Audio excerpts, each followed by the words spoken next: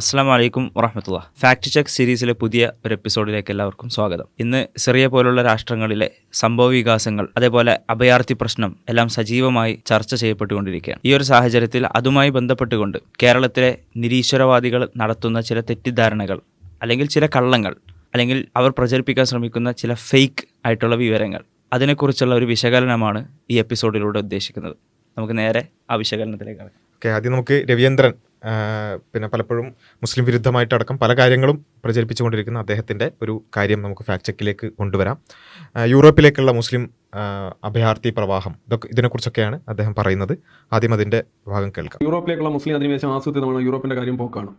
ഏറെക്കുറെ ആസൂത്രിതമാണ്. ആസൂത്രിതം in the sense that ഒന്ന് യൂറോപ്പിലെ ഈ പ്രത്യേകിച്ച് ഏഷ്യയിലെ അഫ്ഗാനിസ്ഥാനിലോ സിറിയയിലോ അല്ലെങ്കിൽ ഇതേപോലെയുള്ള രാജ്യങ്ങളിലോ, നിങ്ങൾ ഇപ്പോൾ പാലസ്തീൻ്റെ കാര്യം തന്നെ എടുത്തു. ഈ പാലസ്തീൻ അഭയാർത്ഥികളെ ഒരൊറ്റ അറബ് രാജ്യവും സ്വീകരിക്കില്ല. അതാണ് എൻ്റെ രസം. അവരെ അറബ് രാജ്യങ്ങളിൽ, ഇപ്പോൾ ഈജിപ്തിലോ സൗദിയിലോ അല്ലെങ്കിൽ UAE എന്നാൽ അറബ് രാജ്യങ്ങൾ കുറച്ച് എടുത്താൽ പോരെ അവർ. ഇപ്പോൾ 20 ലക്ഷം ആളുകളുടെ കാര്യമാണ് പറയുന്നത്. അവർക്ക് അങ്ങനെ എടുത്താൽ പോരെ. പിന്നെ എടുക്കില്ല എന്ന് മാത്രമല്ല, അവർ അഭയാർത്ഥികളായിട്ട് ഈ രാജ്യങ്ങളിൽ ഉണ്ടെങ്കിൽ 2, 3, 4 തലമുറ കഴിഞ്ഞാലും അവരെ അഭയാർത്ഥികളായിട്ടാണ് എടുക്കുന്നത്. അവർ 2 അഭയാർത്ഥികൾ അവിടെ ഇപ്പോൾ ഈജിപ്തിൽ ഉണ്ടായി, അവർക്ക് മക്കളുണ്ടായാലും അവരെ അഭയാർത്ഥികളായിട്ടാണ്. മനസ്സിലായോ? എന്നാൽ ഈ ഗാസയിലുള്ള ആരാണെന്ന് ചോദിച്ചാൽ അതിനേക്കാൾ രസം. ഗാസയിൽ പാലസ്തീൻ എന്നൊക്കെയാണ് എല്ലാവരും. ആരാണ് ഈ പാലസ്തീനികൾ? ഗാസയിലുള്ളവർ എല്ലാവരും പേരിന് ശ്രദ്ധിച്ച് കഴിഞ്ഞാൽ തന്നെ അറിയാവുന്ന നല്ല ശതമാനം ഈജിപ്തിലുള്ളവരാണ്. യാസർ അരാഫത്ത് ഉൾപ്പെടെ അവരുടെ കണക്ഷൻസ് നോക്കുകയാണെങ്കിൽ അവർ സമീപ രാജ്യങ്ങളിൽ ജോർഡനിൽ നിന്ന് വന്നവരാണ്, സിറിയയിൽ നിന്ന് വന്നവരാണ്, ഈജിപ്തിൽ നിന്ന് വന്നവരാണ്, ലെബനിൽ നിന്ന് വന്നവരാണ്. അല്ലാതെ പാലസ്തീൻ എന്ന് പറഞ്ഞ രാജ്യമോ പാലസ്തീനിലുള്ളതെന്ന് പറഞ്ഞ ജനത ഉണ്ടായിരുന്നില്ല. അതൊരു വസ്തുതയാണത്. അവിടെയുള്ള ജനങ്ങൾ ആ ഭാഗങ്ങളുണ്ടായിരുന്നു. ഒരു രാജ്യമായിട്ട് ഉണ്ടായിരുന്നില്ല, അങ്ങനൊരു സ്ഥലം ഉണ്ടായിരുന്നു. സ്ഥലത്ത് പല സ്ഥലങ്ങളിൽ നിന്ന് നാടോടികളും കർഷകരും ഒക്കെ ഉണ്ടായിരുന്നു. അതിൽ നല്ലൊരു ശതമാനം ഇപ്പോഴും ഗാസയിലൊക്കെ ഉള്ളവരുടെ പേര് നോക്കിക്കഴിഞ്ഞാൽ അറിയാം. അതിനകത്ത് ഈജിപ്ഷ്യൻ ലുക്ക് മനസ്സിലാവും. അതങ്ങനെയാണ്, പണ്ട് അങ്ങനെയാണ് മനുഷ്യർ വന്നിട്ടുള്ളത്. അപ്പം അവരെടുക്കില്ല. 1, 2, ഈ പറയുന്ന ഈ സിറിയയിലും അതിന് ചുറ്റുമൊക്കെ അവർ പൗരത്വം കൊടുക്കില്ല. ഇതിൽ കുറച്ചുകൂടി ഉണ്ട്. ഫാക്ട് ചെക്കിൻ്റെ തുടക്കം മുതൽ അവസാനം വരെ നുണകളുടെ ഒരു പെരുമഴ എന്ന് വേണമെങ്കിൽ പറയാം. ഒന്നാമത് അറബ് രാജ്യങ്ങൾ ഇവരാരെയും സ്വീകരിക്കുന്നില്ല എന്നുള്ളത് ഏത് ഒരു ഇപ്പോൾ സൗദിയിലാണെങ്കിലും ഒക്കെ നമുക്ക് പോയാൽ മനസ്സിലാകുന്ന ഒരു യാഥാർത്ഥ്യമാണ്. പലപ്പോഴും ഫലസ്തീനികൾക്ക് വേണ്ടി മാത്രമുള്ള റെസിഡൻഷ്യൽ കോംപ്ലക്സുകളും അതുപോലെ തന്നെ വില്ലേജുകളും അടക്കം സൗദിയിലടക്കം നമുക്ക് കാണാം. അവരെ അഭയാർത്ഥികളായിട്ടല്ല സ്വീകരിക്കുന്നത്. ചിലപ്പോൾ ആ കണക്കിൽ ചിലപ്പോൾ അങ്ങനെ വരുന്നുണ്ടാവില്ല. അവരെ സ്വീകരിക്കുകയും അവർക്ക് പൗരന്മാരായി തന്നെ അവരെ കണക്കാക്കുകയൊക്കെ ചെയ്യുന്ന രൂപത്തിലാണ് നമുക്ക് പലപ്പോഴും കാണാറുള്ളത്. രണ്ടാമത്തത്, ഇയാൾ ഇസ്രായേലിന് വേണ്ടിയിട്ടാണ് സംസാരിച്ചുകൊണ്ടിരിക്കുന്നത്. അപ്പം ഗാസയിലേക്കുള്ള ആളുകൾക്ക് ഈജിപ്ഷ്യൻ റൂട്ടുകൾ ഉണ്ട് എന്നുള്ളതാണ്. ആരായി പറയുന്നത്? ആർക്ക് വേണ്ടിയിട്ടായി പറയുന്നത്? ഇസ്രായേൽ എന്ന് പറഞ്ഞിട്ട് പോളണ്ടിൽ നിന്നും അതുപോലെ തന്നെ യൂറോപ്യൻ രാജ്യങ്ങളിൽ നിന്നും അമേരിക്കയിൽ നിന്നും ഒക്കെ ലോകത്തുനിന്ന് മുഴുവൻ കുടിയേറിയ ആളുകൾക്ക് വേണ്ടിയിട്ടാണ് സംസാരിക്കുന്നത്. തൊട്ടപ്പുറത്തുള്ള ഈജിപ്ഷ്യൻ റൂട്ട് ഉണ്ട് എന്ന് പറഞ്ഞിട്ട്. അപ്പോൾ അത്രത്തോളം യാഥാർത്ഥ്യ വിരുദ്ധമായിട്ട് ഇപ്പോൾ ആളുകൾ കേൾക്കുമ്പോൾ ഗാസയിലുള്ള ആൾക്കാർ കുറച്ച് ഈജിപ്ഷ്യൻ റൂട്ട് ഉണ്ട്, ഇതാണ് ഭയങ്കര. ഈജിപ്തിനോട് തൊട്ടടുത്ത് നിൽക്കുന്ന പ്രദേശമാണിത്.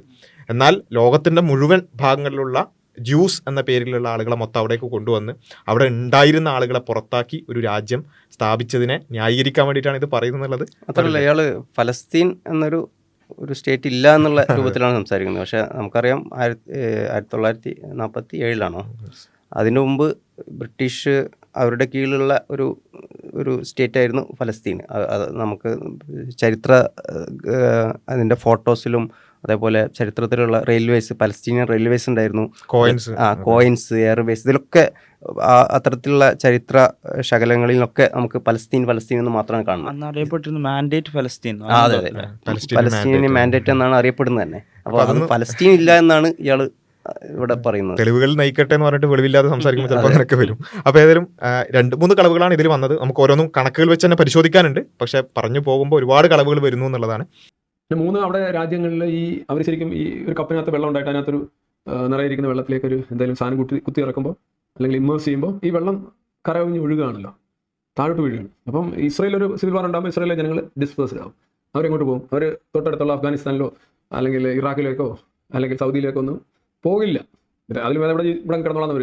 ഇനി പോയാലും അവർക്ക് അഭയം കിട്ടില്ല, അല്ലെങ്കിൽ പൗരത്വം കിട്ടില്ല. അപ്പോൾ അവർ സ്വാഭാവികമായിട്ട് എന്ത് ചെയ്യും? കടൽ കിടക്കും, എങ്ങനെയും ഗ്രീസ് വഴി അല്ലെങ്കിൽ വേറെ ഏതെങ്കിലും വഴിയോ യൂറോപ്പിലേക്ക് കിടക്കാൻ നോക്കും. കാഫറുകളുടെ, അവിശ്വാസികളുടെ രാജ്യം. എന്നിട്ട് അവരത് ഈ മതം കൊണ്ട് മുറിവേറ്റ മനുഷ്യർ ഈ രാജ്യങ്ങളിൽ ചെന്നിട്ട് അവരുടെ മതവും പൊക്കി പിടിച്ച് ഇങ്ങനെ നിൽക്കും. അവരുടേതായ തെരുവുകൾ ഉണ്ടാക്കും, മറ്റു ജനതകളെ ആക്രമിക്കും, അവരെ പഠിപ്പിക്കും. ഇവൻ അഭയാർത്ഥി ക്യാമ്പുകൾ പോലും ജർമ്മനിയിൽ 10 ലക്ഷത്തിലധികം വരുന്ന സിറിയൻ അഭയാർത്ഥികളെ ഏറ്റെടുത്ത മെർക്കലിന്റെ കാലത്ത് ഏറ്റെടുത്ത ജർമ്മനിക്ക് പോലും എന്താണ് ഈ ശരിയാ തെരുവുകൾ കാണേണ്ടി വന്നു. അപ്പോൾ ഭയങ്കര പ്രശ്നമാണ്. അപ്പോൾ ഇവരൊക്കെ നേരെ കടൽ കടന്ന് യൂറോപ്പിലേക്ക് മാത്രമാണ് പോകുന്നത്. തൊട്ടടുത്തുള്ള മുസ്ലിം രാജ്യങ്ങളിലേക്ക് ഒന്നും പോകുന്നില്ല എന്നുള്ളതാണ് അൾട്ടിമേറ്റ്ലി പറഞ്ഞു വെക്കുന്നത്. അപ്പോൾ ഇതിൽ ഫാക്ട് ചെക്ക് ചെയ്യുന്നതിന് മുമ്പ് ഇപ്പോൾ ഈ സമയത്ത് നമ്മളുടെ സാഹചര്യം പരിശോധിച്ച് നോക്കിയാൽ തന്നെ ഇവർ കുറേ കാലമായി പറഞ്ഞുകൊണ്ടിരിക്കുന്ന നുണയായിരുന്നു. മുസ്ലിം രാജ്യങ്ങളിൽ പ്രശ്നങ്ങൾ ഉണ്ടാകുന്നു, അവർ തൊട്ടടുത്തുള്ള മുസ്ലിം രാജ്യങ്ങളിലൊന്നും പോകാതെ നേരെ യൂറോപ്പിലേക്ക് മാത്രം പോകുന്നു എന്നുള്ള ഒരു നുണ നിരന്തരമായി പറഞ്ഞിരുന്നു. പക്ഷെ അത് ഒരു പൊളിഞ്ഞ ഒരു സന്ദർഭമാണ് ഇപ്പം നമ്മൾ പോയിക്കൊണ്ടിരിക്കുന്നത് എന്നുള്ളതാണ്. കാരണം സിറിയയിൽ നടന്നിട്ടുള്ള സംഭവവികാസം നമുക്കറിയാം. അവിടെ ഒരു വിപ്ലവം നടക്കുന്നു, അസാദിൻ്റെ റെജീം അവിടെ തകർന്നു വീഴുന്നു. അതുമായി ബന്ധപ്പെട്ടുകൊണ്ട് പോലും സംഭവിക്കുന്ന കാര്യങ്ങൾ ജസ്റ്റ് ഒന്ന് പരിശോധിച്ച് നോക്കാം. നമുക്ക് കണക്കുകളിലേക്ക് വരാം. അതുമായി ബന്ധപ്പെട്ടുകൊണ്ട് ഉള്ള കാര്യങ്ങൾ മാത്രം പരിശോധിച്ച് നോക്കിയാൽ തന്നെ നമുക്ക് ഇതിൻ്റെ യാഥാർത്ഥ്യം ബോധ്യമാവുന്നുള്ളതാണ്. ഇവിടെ നമുക്ക് ഒരു വീഡിയോ കാണാൻ സാധിക്കും. തുർക്കിയിൽ നിന്ന് ഈ റെജീം ഫോൾ ചെയ്തു എന്നറിഞ്ഞപ്പോൾ തുർക്കിയിലുണ്ടായിരുന്ന ലക്ഷക്കണക്കിന് സിറിയൻസ് എന്ത് ചെയ്യാണ്, അവർ എൻ മാസ് ആയിക്കൊണ്ട് തിരിച്ച് സിറിയയിലേക്ക് വരുന്നതിൻ്റെ വീഡിയോകൾ നമുക്ക് അവൈലബിൾ ആണ്.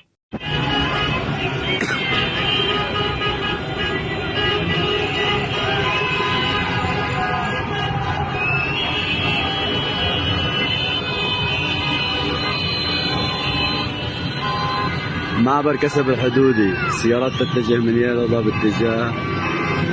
അപ്പം മുസ്ലിം ഭൂരിപക്ഷ രാജ്യമായിട്ടുള്ള തുർക്കിയിൽ നിന്ന് അവിടെ ലക്ഷക്കണക്കിന് സിറിയക്കാരുണ്ടായിരുന്നു എന്നുള്ളതും അവരെങ്ങനെയെങ്കിലും അഭയാർത്ഥികളായിട്ട് തന്നെ അവിടെ ഉണ്ടായിരുന്നു എന്നുള്ളതും മാത്രമല്ല, അവരെങ്ങനെയെങ്കിലും സ്വന്തം നാട്ടിലേക്ക് തിരിച്ചു വരാൻ ആഗ്രഹിക്കുന്നവരാണെന്നുള്ളത് കൂടിയാണ് ഇത് ഇവിടെ തെളിയുന്നത്. മാത്രമല്ല അതിൽ വേറെ കുറച്ച് ഇമേജസ് നമുക്ക് അവൈലബിൾ ആണ്. എന്ന് വെച്ചാൽ തുർക്കിയിലേക്ക് അവർ പോയത് എങ്ങനെയായിരുന്നു, അങ്ങനെ കയ്യിൽ കിട്ടിയതെന്തും പിടിച്ചുകൊണ്ട് അവിടേക്ക് പോവുകയും എന്നാൽ അവർ തിരിച്ചു വരുന്നത് വലിയ കാറുകളിൽ, എന്ന് വെച്ചാൽ അവിടെയുള്ള എക്കോണമി അടക്കം സഹായിച്ചുകൊണ്ട് അവിടെ വളരുകയും എന്നാൽ സ്വന്തം നാട്ടിലേക്ക് തിരിച്ചു വരാൻ പറ്റുന്നൊരവസ്ഥ ഉണ്ടായപ്പോൾ അത് ചെയ്തു എന്നുള്ളതാണ് നമ്മളിപ്പോൾ കാണുന്നത്. അപ്പോൾ ഇവിടെ ഏറ്റവും വലിയൊരു നുണ അവിടെ തന്നെ പൊളിഞ്ഞു എന്നാണ് ഞാൻ മനസ്സിലാക്കുന്നത്. പിന്നെ ഇതിൽ സംസാരിക്കുമ്പോൾ യൂറോപ്പിൻ്റെ കാര്യം പറയുമ്പോൾ ഈ മൈഗ്രേഷൻ എന്ന് പറയുമ്പോൾ എല്ലാം അഭയാർത്ഥികളല്ല. ഇപ്പോൾ ഒരുപാട് പേര് എക്കണോമിക് മൈഗ്രൻസ് ഉണ്ടാവും. ഇപ്പോൾ നമ്മൾ ഗൾഫിലൊക്കെ പോകുന്ന പോലെ.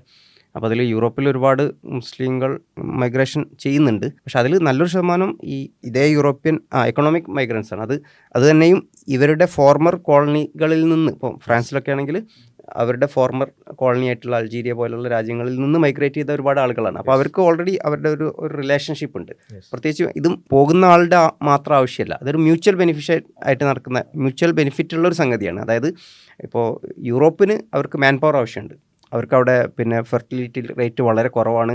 അവരുടെ വൃദ്ധന്മാരുടെ എണ്ണം വർദ്ധിച്ചുകൊണ്ടിരിക്കുകയാണ്. ഇപ്പം ഫോർ എക്സാമ്പിൾ ഫ്രാൻസിലൊക്കെ ആണെങ്കിൽ 25% വൃദ്ധന്മാരാണ്. അപ്പം ഗവൺമെൻറ് അവർക്ക് അങ്ങോട്ട് ഇത് കൊടുക്കണം, പെൻഷൻ കൊടുക്കണം.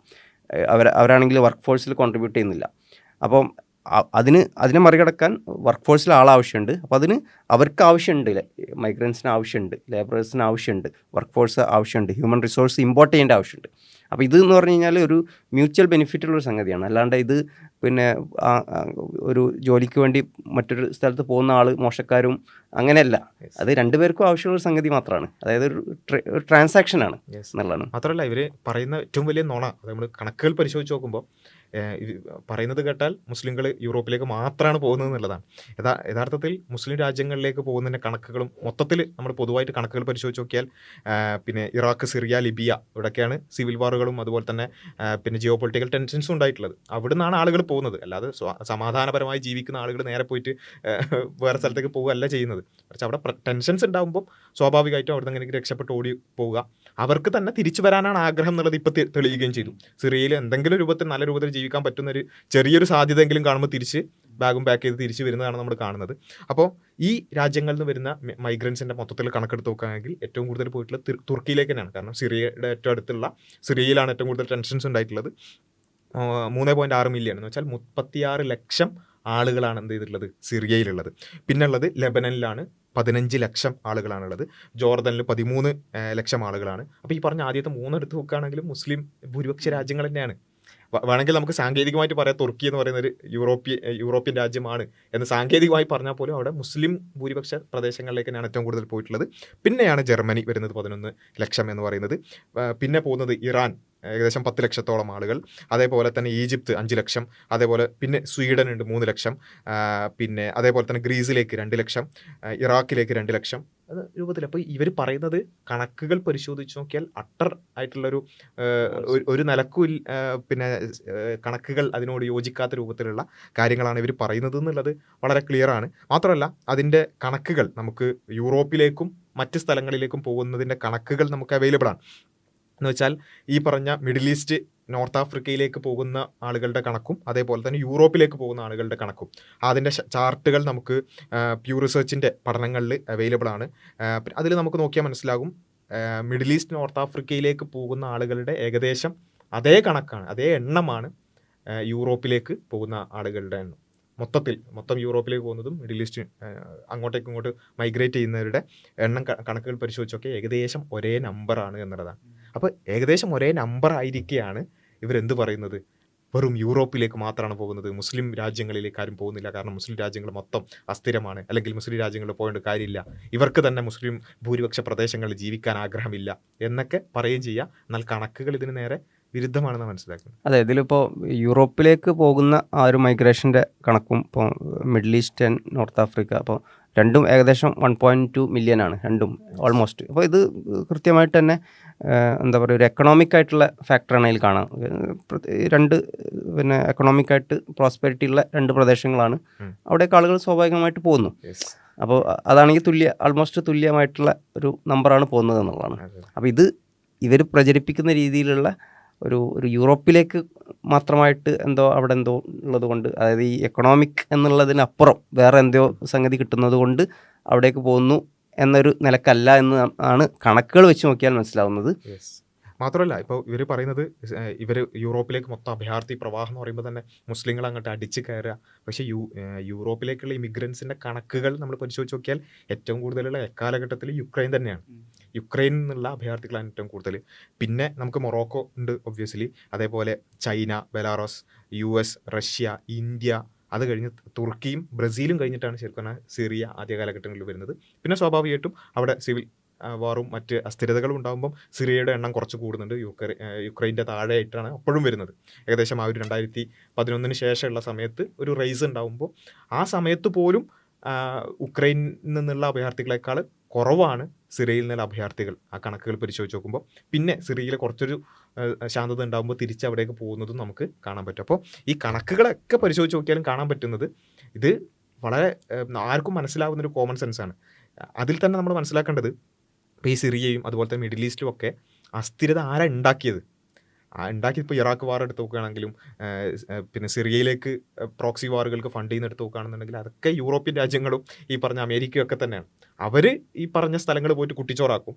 എന്നിട്ട് അവിടുന്ന് ആളുകൾ പിന്നെ ജീവനും കൊണ്ട് ഓടി എവിടേക്കെന്നില്ലാതെ, എവിടെയൊക്കെ ഇപ്പോൾ തുർക്കിയിലേക്ക്, ഇറാഖിലേക്ക്, ഈജിപ്തിലേക്കാണെങ്കിൽ അങ്ങനെ അത് ഓരോ രാജ്യത്തിനും ചില റെസ്ട്രിക്ഷൻസ് ഒബ്വിയസ്ലി വേണം. പെട്ടെന്ന് ഒരു വലിയൊരു മാസ് ഇമിഗ്രേഷൻ വരുമ്പോൾ റെസ്ട്രിക്ഷൻസ് ഒബ്വിയസ്ലി ഉണ്ടാവും. അപ്പോൾ ചിലപ്പോൾ ചില ആളുകൾ ഗ്രീസ് വഴി മറ്റിടത്തേക്ക് പോകും, സ്വീഡനിലേക്ക് പോകും, ജർമ്മനിയിലേക്ക് പോകും. അപ്പോൾ അതൊക്കെ ജീവനും കൊണ്ടുള്ള ഓട്ടം മാത്രമാണെന്ന് മനസ്സിലാക്കുന്നതിനപ്പുറത്തേക്ക് ഇതിലും ഒരു വർഗീയതയുടെയും ഒരു മനുഷ്യത്വ വിരുദ്ധതയുടെയും മുഖം അണിയുന്നു എന്നുള്ളതാണ് നമുക്ക് മനസ്സിലാക്കുന്നത്.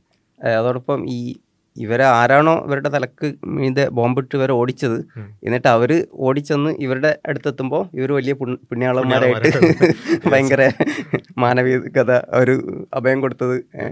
ഇപ്പം ഒരാൾ പോയിട്ട് വേറെ ആളെ വീട് ആക്രമിച്ചു, എന്നിട്ട് ആ വീട്ടിലുള്ള ആൾക്കാർ കുറച്ച് ഇറങ്ങി ഓടി. അപ്പോൾ ഒരാൾക്ക് വിളിച്ചിരുത്തി കുറച്ചു നേരം ചായ കൊടുത്തു, എന്നിട്ട് പറയാണ് വീട് ബോംബിട്ടെങ്കിലും പിന്നെ അവിടെ ഇരുന്നിട്ട് ചായ കൊടുത്തല്ലോ. മാത്രം എന്താണെന്നറിയോ, മറ്റേ ഇസ്രായേലിനൊക്കെ അനുകൂലിക്കുന്നതിനുണ്ടാവുന്ന ഒരു വർഗീയതയാണ്. കാരണം ഇപ്പോൾ ഇസ്രായേലി മിലിറ്ററി പറയണ എന്താ, ഞങ്ങൾ അവർക്ക് വാണിംഗ് കൊടുത്തിട്ടാണ് ബോംബിടുന്നത്. ഞങ്ങൾ വാണിംഗ് കൊടുത്തിട്ടുണ്ടല്ലോ, അവർക്ക് ഓടി രക്ഷപ്പെടാൻ കഴിയുമല്ലോ, എന്നിട്ടാണ് ഞങ്ങൾ ബോംബിടുന്നത്. ഇതേപോലത്തെ ഉദാരമനസ്കതയാണ് രവിചന്ദ്രൻ പോലുള്ള ആളുകൾക്കുള്ളത് എന്നുള്ള. പിന്നെ വേറെ ഒരു പ്രധാനപ്പെട്ട കാര്യമായിട്ട് രവിചന്ദ്രൻ പറഞ്ഞ ഒരു കാര്യം, അതായത് ഇവർ പോകുന്ന പ്രദേശങ്ങളിലേക്ക് അഭയാർത്ഥികൾ എങ്ങോട്ടാണോ അഭയം തേടി പോകുന്നത് അവിടെ അവർ ശരിയായ നിയമങ്ങൾ നടപ്പിലാക്കാൻ ശ്രമിക്കുന്നു.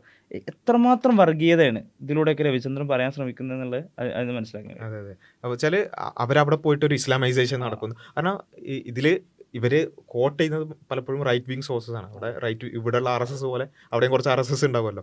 അപ്പോൾ അവർ സ്വാഭാവികമായിട്ടും അവർക്ക് മുസ്ലിങ്ങളെ കാണുമ്പോൾ അല്ലെങ്കിൽ ഇസ്ലാമിൻ്റെ വളർച്ച, യൂറോപ്പിലുള്ള വളർച്ച ഒബ്വിയസ് ആണ്, എല്ലാവർക്കും അറിയുന്നൊരു കാര്യമാണ്.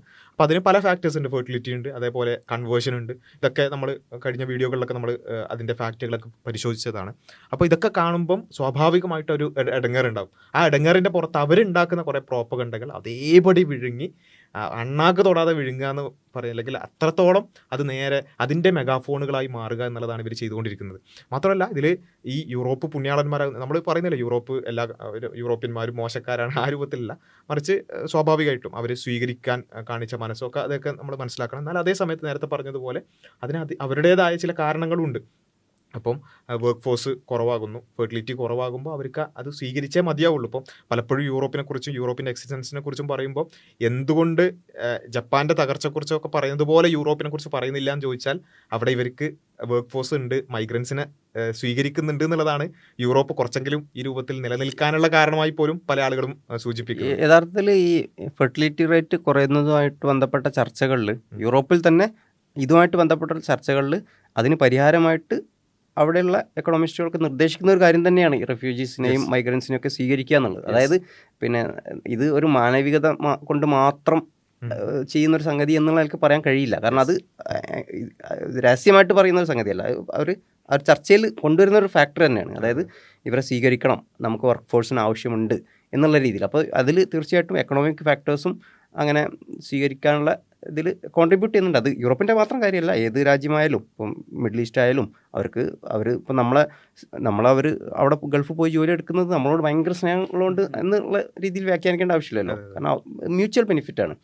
അവർക്ക് വർക്ക് ഫോഴ്സിന് ആവശ്യമുണ്ട്, നമുക്ക് ജോലി ആവശ്യമുണ്ട്. ഞാൻ ഇതിൻ്റെ ഇടയിൽ ഈ വർഗീയത ഉണ്ടാക്കാൻ വേണ്ടിയിട്ടുള്ള കുറച്ച് ചാനലുകൾ, അതിലുള്ള ചർച്ചകളൊക്കെ കണ്ടപ്പോൾ അതിൽ ഒരു ചർച്ച ഇവരെ ഈ അഭയാർത്ഥികളെ പുറത്താക്കുന്നതിനെ കുറിച്ച്, ഇപ്പോൾ സ്വാഭാവികമായിട്ട് അങ്ങനെയുള്ള കുറച്ച് റൈറ്റ് വിങ് ഇതുണ്ടല്ലോ.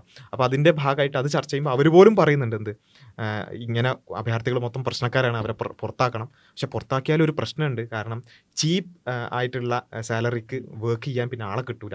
ഇപ്പം ട്രക്ക് ഡ്രൈവിങ്, അതുപോലെയുള്ള മാനുവൽ കൺസ്ട്രക്ഷൻ പോലെയുള്ള സ്ഥലങ്ങളിൽ ഈ പറഞ്ഞ അഭയാർത്ഥികളെ വളരെ ചെറിയ പണത്തിന് എന്ത് ചെയ്യാണ്, ജോലി എടുപ്പിക്കുകയാണ്. അവിടെയുള്ള സിറ്റിസൻസിനെ കൊണ്ടൊന്നും എന്ത് ചെയ്യില്ല, അങ്ങനെ ജോലി എടുപ്പിക്കാൻ കഴിയില്ല, പല നിയമങ്ങളൊക്കെ ഉള്ളതുകൊണ്ട്. അപ്പം ചെറിയ പൈസക്ക് ജോലി എടുപ്പിക്കാൻ ഇപ്പോൾ ഇവരെ കൊണ്ടാണ് പറ്റുന്നത്. ഇവരെ ഒഴിവാക്കിയാൽ പിന്നെ ആ നിലയ്ക്ക് എക്കോണമിയെ ബാധിക്കാൻ വരെ സാധ്യത ഉണ്ട് എന്നുള്ളത് ഈ വെറുപ്പുൽപാദകരടക്കം പറയുന്നുണ്ട്. അപ്പോൾ അതേപോലെ തന്നെയാണ് ട്രംപുമായി ബന്ധപ്പെട്ട് അമേരിക്കയിലുള്ള ചർച്ചയിലും ഇതേ കാര്യം വരുന്നുണ്ട്.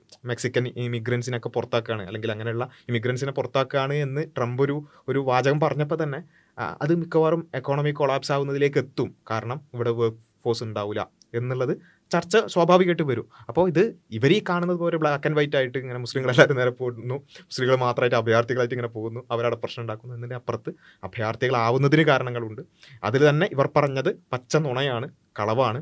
യൂറോപ്പിലേക്ക് മാത്രമാണ് പോകുന്നത് എന്നുള്ളത് നുണയാണ്.